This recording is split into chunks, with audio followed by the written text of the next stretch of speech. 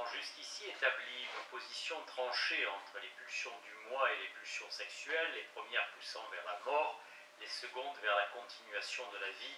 Ces résultats ne nous satisfont certainement pas nous-mêmes à bien des égards. Bien plus, ce n'est en toute rigueur qu'au premier groupe de pulsions que nous avons pu attribuer le caractère conservateur, ou mieux régressif, correspondant à une compulsion de répétition. Selon notre hypothèse, en effet, les pulsions du moi trouvent leur origine dans le fait que la matière inanimée a pris vie et elle cherche à rétablir l'état inanimé.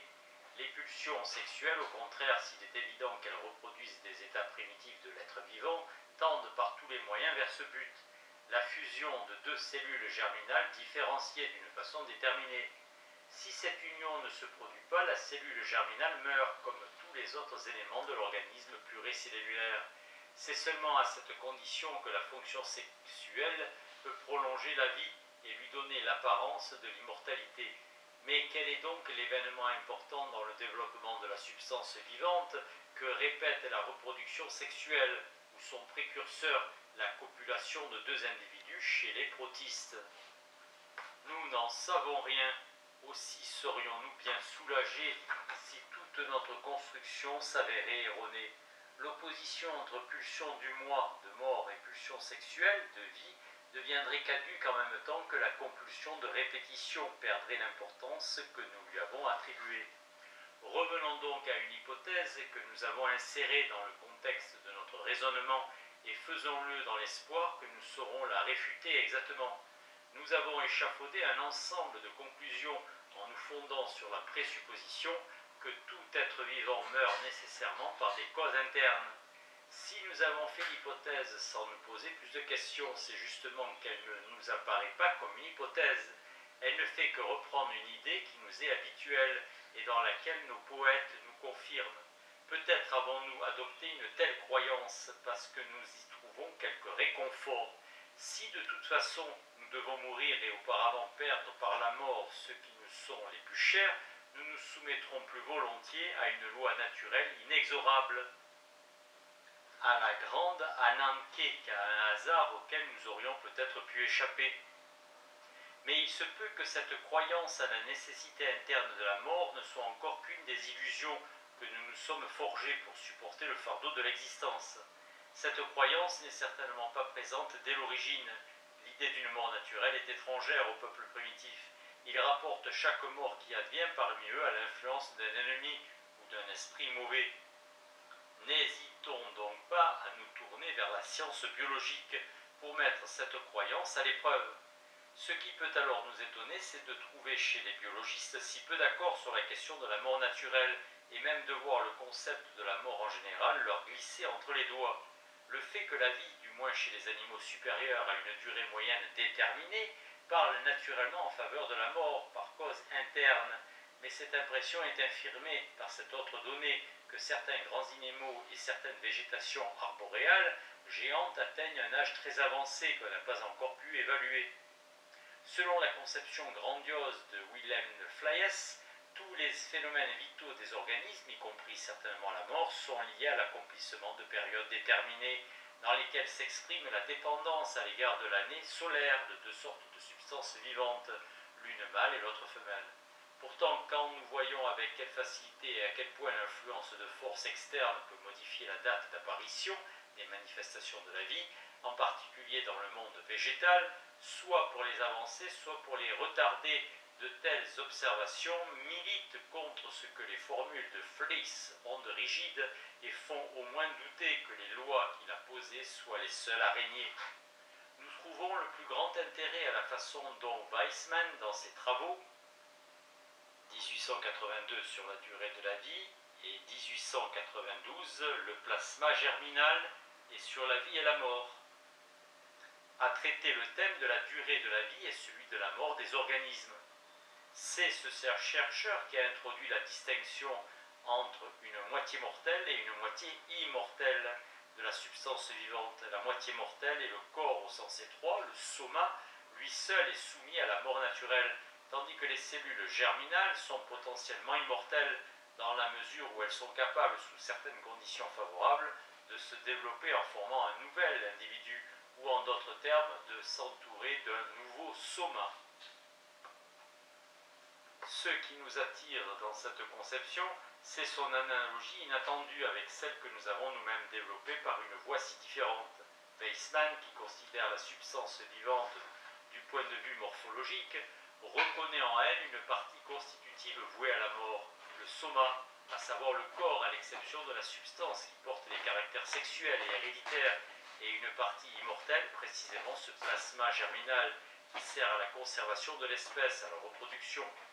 Nous, de notre côté, nous ne sommes pas occupés de la substance vivante, mais des forces opérant en elle.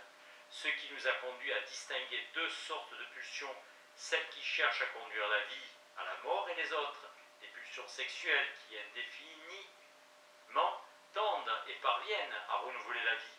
Il y a là comme un corollaire dynamique à la théorie morphologique de Weissmann. Mais cette apparence d'une concordance significative se dissipe dès que nous saisissons la façon dont Weissmann tranche le problème de la mort. Weissmann, en effet, n'applique qu'aux organismes pluricellulaires la distinction entre soma mortel et plasma germinal immortel. Chez les animaux unicellulaires, individus et cellules reproductrices sont encore une seule et même chose. Il considère donc que les organismes unicellulaires sont potentiellement immortels. La mort ne survient que chez les métazoaires, les organismes pluricellulaires. Sans doute cette mort des êtres vivants supérieurs est-elle une mort naturelle, une mort par cause interne, mais elle ne repose pas sur une propriété originaire de la substance vivante et ne peut pas être tenue pour une nécessité absolue fondée dans l'essence de la vie. La mort est bien plutôt un aménagement approprié, une manifestation de l'adaptation aux conditions externes de la vie. En effet, après que les cellules du corps se fussent séparées en soma et plasma germinal, une durée illimitée de la vie individuelle eût constitué un luxe inapproprié. Une fois cette différenciation apparue chez les pluricellulaires, la mort devint possible et appropriée. Depuis lors, le soma des êtres vivants supérieurs se meurt à un moment déterminé pour des raisons internes, tandis que les protistes sont demeurés immortels. La reproduction, au contraire, n'est pas apparue seulement avec la mort, elle est bien plutôt une propriété originaire de la matière vivante, comme la croissance dont elle dérive. La vie, depuis son apparition sur Terre, n'a pas connu de solution de continuité. Concéder que la mort des organismes supérieurs est une mort naturelle nous est, on le voit sans peine, de peu de secours. Si la mort est une acquisition tardive des êtres vivants, il n'y a plus lieu de faire état de pulsions de mort remontant à l'apparition de la vie sur la Terre.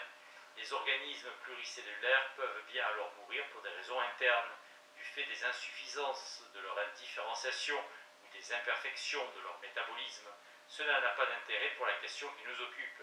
Une telle conception de l'origine de la mort est assurément bien plus proche de la façon dont les hommes pensent habituellement que l'hypothèse déconcertante des pulsions de mort.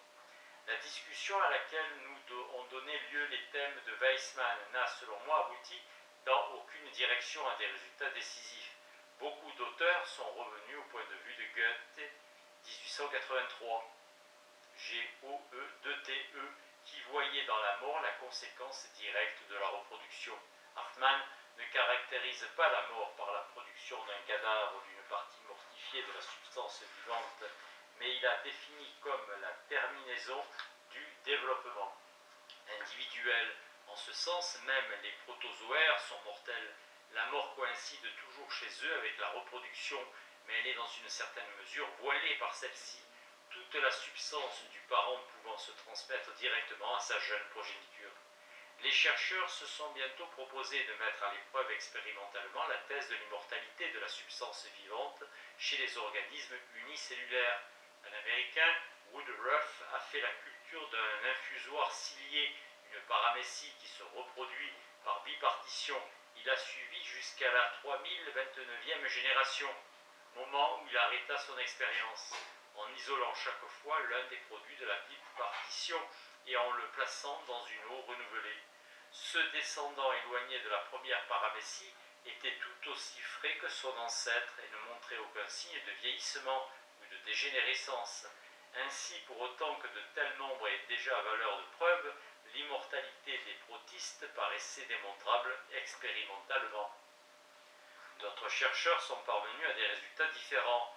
Bass, Calkins et d'autres ont trouvé en désaccord avec Woodruff que ces infusoires aussi, après un certain nombre de bipartitions, s'affaiblissent, diminuent de taille, perdent en partie leurs organisations et meurent finalement s'ils ne connaissent pas certaines influences rénovatrices. S'il en est ainsi, les protozoaires mouraient après une phase de vieillissement tout à fait comme les animaux supérieurs, ce qui est directement en contradiction avec les thèses de Weismann, pour qui la mort est une acquisition tardive de l'organisme vivant. De l'ensemble de ces recherches, nous dégageons deux faits qui semblent nous fournir un solide point d'appui. Premièrement, si deux animalcules, à un moment où ils ne montrent encore aucun signe de vieillissement, peuvent fusionner l'un avec l'autre, copuler, et quelque temps après ils se séparent à nouveau, la vieillesse les épargne. Ils ont été rajeunis. Or, cette copulation est bien le précurseur de la reproduction sexuelle chez les êtres plus élevés. Elle n'a encore rien à voir avec la multiplication, elle se limite au mélange de la substance de deux individus, amphimixis de Weismann. Mais l'influence rénovatrice de la copulation peut aussi être remplacée par certains agents d'excitation, modification dans la composition du liquide nutritif, augmentation de température, ébranlement.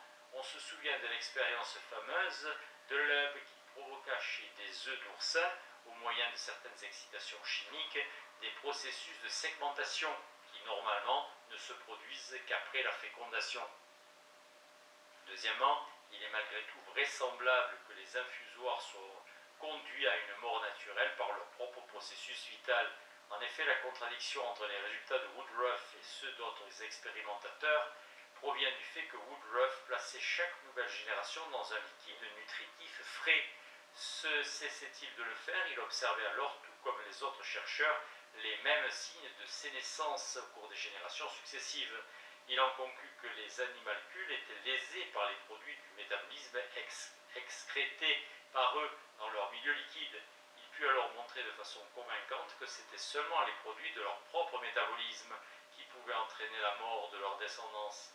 En effet, les mêmes animalcules qui, confinés ensemble dans leur propre liquide nutritif, périssent à coup sûr, prospèrent dans une solution sursaturée des produits de déchets d'une espèce relativement éloignée. Ainsi, l'infusoire laissé à lui-même meurt d'une mort naturelle du fait d'une élimination imparfaite des produits de son propre métabolisme. Il se peut qu'au fond, tous les animaux supérieurs meurent aussi d'une même incapacité à éliminer. Ici, un doute peut venir. Y aurait-il pour nous quelque utilité à tenter de résoudre la question de la mort naturelle par l'étude des protozoaires? L'organisation primitive de ces êtres vivants nous voile peut-être des conditions importantes, qui, si elles existent chez eux aussi, ne peuvent être reconnues que chez des animaux supérieurs, chez lesquels elles ont pris une expression morphologique. Si nous abandonnons le point de vue morphologique au profit du point de vue dynamique, il nous devient complètement indifférent de savoir si l'on peut prouver ou non que la mort chez les protozoaires est une mort naturelle. La substance qui est plus tard reconnue comme immortelle n'est aucunement séparée chez les protozoaires de la substance mortelle. Les forces de pulsion qui tendent à mener à la vie et à la mort pourraient bien opérer chez eux aussi dès le début, mais il serait très difficile de faire la preuve directe de leur présence, leurs effets étant masqués par les forces qui conservent la vie. Nous avons vu d'ailleurs que les observations des biologistes nous autorisent à faire l'hypothèse, même pour les protistes, de ces processus internes qui conduisent à la mort. Mais même si les protistes s'avèrent immortels au sens de Weismann, sa thèse qui fait de la mort une acquisition tardive ne vaut que pour les phénomènes manifestes de la mort et n'interdit aucune hypothèse relative au processus qui pousse à la mort. Ainsi, notre attente de voir la biologie nous refuser purement et simplement le droit de reconnaître les pulsions de mort n'a pas été remplie. Nous pourrons continuer à nous interroger sur leur possibilité si nous avons d'autres raisons pour cela. L'analogie frappante entre la distinction établie par Weismann entre soma et plasma germinal et celle que nous posons entre pulsion de mort et pulsion de vie demeure et conserve sa valeur. Attardons-nous un moment sur cette conception éminemment dualiste de la vie pulsionnelle. Selon la théorie de Hering, deux sortes de processus se déroulent continuellement dans la substance vivante. Leurs directions sont opposées. L'un construit, assimile, l'autre démolit, désassimile. Oserons-nous reconnaître dans ces deux directions prises par les processus vitaux la mise en œuvre de nos deux motions pulsionnelles, les pulsions de vie et de mort? Mais il y a autre chose que nous ne pouvons nous dissimuler. Nous sommes entrés sans y prêter attention dans le port de la philosophie de Schopenhauer. Pour lui, la mort est bien le propre résultat de la vie et dans cette mesure son but, tandis que la pulsion sexuelle est l'incarnation de la volonté de vivre. 1851 sur la finalité apparente dans le destin de l'individu. Et ayons l'audace de faire un pas de plus. On admet généralement que l'union de nombreuses cellules en une association vitale, le caractère pluricellulaire des organismes, est devenu un moyen d'allonger la durée de leur vie. Une cellule aide à conserver la vie des autres et la communauté cellulaire peut continuer à vivre, même si des cellules isolées doivent périr. Nous avons déjà vu que la copulation aussi, cette fusion temporaire de deux êtres unicellulaires, a pour effet de les conserver en vie et de les rajeunir l'un et l'autre. Ainsi pourrait-on tenter de transférer à la relation réciproque des cellules la théorie de la libido dégagée par la psychanalyse et se représenter les choses ainsi. Ce sont les pulsions de vie ou pulsions sexuelles actives dans chaque cellule qui prennent pour objet les autres cellules dont elles neutralisent en partie les pulsions de mort, plutôt les processus provoqués par celles-ci, les maintenant ainsi en vie. D'autres cellules en font autant pour elles, d'autres encore se sacrifient dans l'exercice de cette fonction libidinale. Quant aux cellules germinales, elles se comporteraient de façon absolument narcissique, selon le terme que nous employons dans la théorie des névroses, pour désigner le fait qu'un individu, dans son ensemble, maintient sa libido dans le moi sans rien en dépenser dans des investissements d'objets. Les cellules germinales ont besoin pour elles-mêmes de leur libido, de la force active, de leur pulsion de vie. C'est là une réserve pour l'importante activité constructrice qu'elles exercent plus tard. Il se peut que les cellules des néoformations malignes qui détruisent l'organisme puissent être définies comme narcissiques dans le même sens. On sait que la pathologie est disposée à admettre que leurs germes sont innés et qu'elles ont des propriétés embryonnaires. C'est ainsi que la libido de nos pulsions sexuelles coïnciderait avec l'éros des poètes et des philosophes qui maintient la cohésion de tout ce qui vit